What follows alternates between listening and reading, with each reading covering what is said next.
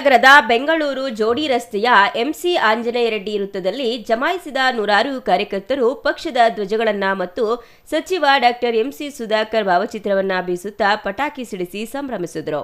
ನಂತರ ಜಯಘೋಷಗಳು ಮೊಳಗಿದವು. ದಾವಣಗೆರೆ ಮತ್ತು ಬಾಗಲಕೋಟೆ 2 ವಿಧಾನಸಭಾ ಕ್ಷೇತ್ರಗಳ ಚುನಾವಣೆಯಲ್ಲಿ ಕಾಂಗ್ರೆಸ್ ಗೆಲುವು ಘೋಷಣೆಯಾದ ಹಿನ್ನೆಲೆಯಲ್ಲಿ ಕಾಂಗ್ರೆಸ್ ಮುಖಂಡರು ಮತ್ತು ಕಾರ್ಯಕರ್ತರು ಸಾರ್ವಜನಿಕರಿಗೆ ಸಿಹಿ ಹಂಚಿ ತಮ್ಮ ಸಂತೋಷವನ್ನ ಹಂಚಿಕೊಂಡರು.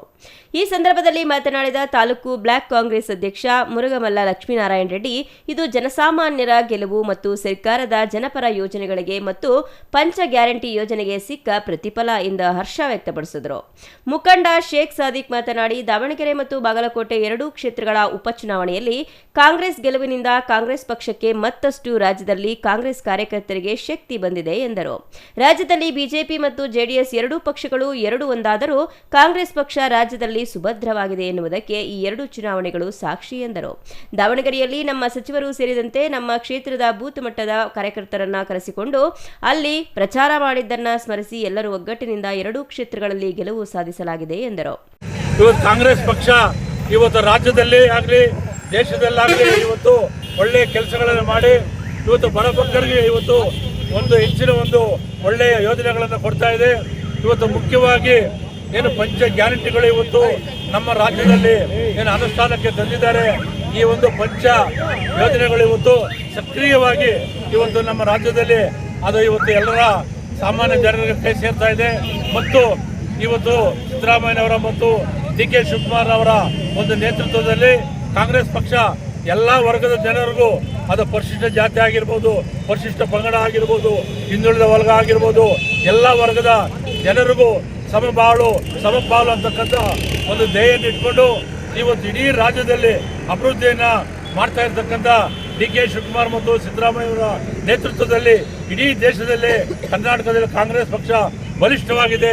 ಅದೇ ರೀತಿ ಇವತ್ತು ನಮ್ಮ ಚಿಂತಾಮಣಿಯಲ್ಲಿ ಮತ್ತು ಚಿಕ್ಕಬಳ್ಳಾಪುರ, ಕೋಲಾರ ಜಿಲ್ಲೆಯಲ್ಲಿ ನಮ್ಮ ಸುಧಾಕರ್ ರೆಡ್ಡಿಯವರ ಉಸ್ತುವಾರಿ ಸಚಿವರ ನೇತೃತ್ವದಲ್ಲಿ ಇವತ್ತು ಕಾಂಗ್ರೆಸ್ ಪಕ್ಷ ಬಲಿಷ್ಠವಾಗಿದೆ. ಇವತ್ತು ಏನು ಉಪಚುನಾವಣೆಗಳು ನಡೆದಿದೆ, ಇದರ ಮುಂದೆ ಬರ್ತಕ್ಕಂಥ 2028ರ ಚುನಾವಣೆಯಲ್ಲಿ ಈ ರಾಜ್ಯದಲ್ಲಿ ಇದು ದಿಕ್ಸೂಚಿ ಆಗ್ತಾ ಇದೆ. ಇವತ್ತು ಇದೊಂದು ದಿಕ್ಸೂಚಿ ಅಂತಕ್ಕಂಥ ವಿಚಾರವನ್ನ ಈ ಸಂದರ್ಭದಲ್ಲಿ ಹೇಳಕ್ಕೆ ಬಯಸ್ತಾ ಇದ್ದೇನೆ. ಎಲ್ಲ ಕಾಂಗ್ರೆಸ್ ಕಾರ್ಯಕರ್ತರುಗಳಿಗೆ, ಎಲ್ಲ ನಮ್ಮ ಉಸ್ತುವಾರಿಗಳ ಏನು 2 ಕ್ಷೇತ್ರ ಉಪಚುನಾವಣೆ ದಾವಣಗೆರೆ ಹಾಗೂ ಬಾಗಲಕೋಟೆಯಲ್ಲಿ ಇವತ್ತಿನ ದಿನ ಜಯಬೀರವಾಗಿದೆ. ಇದರಿಂದ ಒಂದು ಅರ್ಥ ಆಗುತ್ತೆ, ಇಡೀ ಕಾಂಗ್ರೆಸ್ ಕಾರ್ಯಕರ್ತ ಕರ್ನಾಟಕದ ಕಟ್ಟಕಡೆ ಕಾಂಗ್ರೆಸ್ ಕಾರ್ಯಕರ್ತನಿಗೆ ಒಂದು ಶಕ್ತಿ ಬಂದಿದೆ.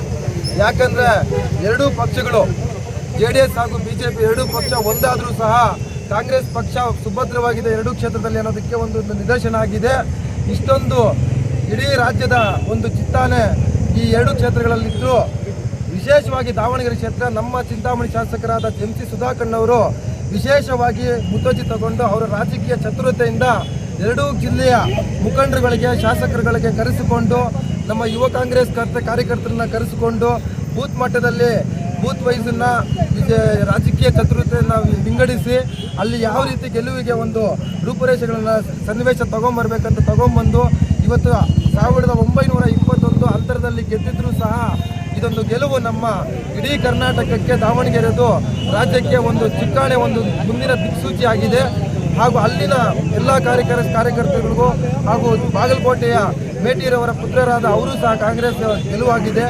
Imran Khan, CTV news, Chintamani.